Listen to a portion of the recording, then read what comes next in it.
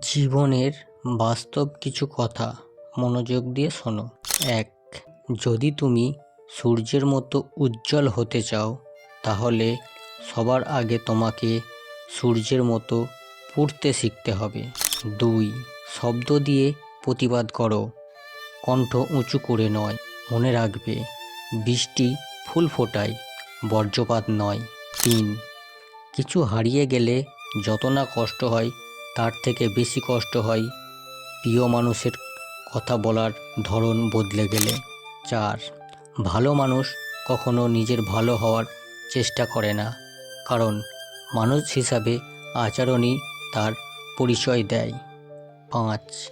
মায়ের ছোট পেটে সন্তানের জায়গা হয়, কিন্তু সন্তানের বড় ফ্ল্যাটে মায়ের জায়গা হয় না।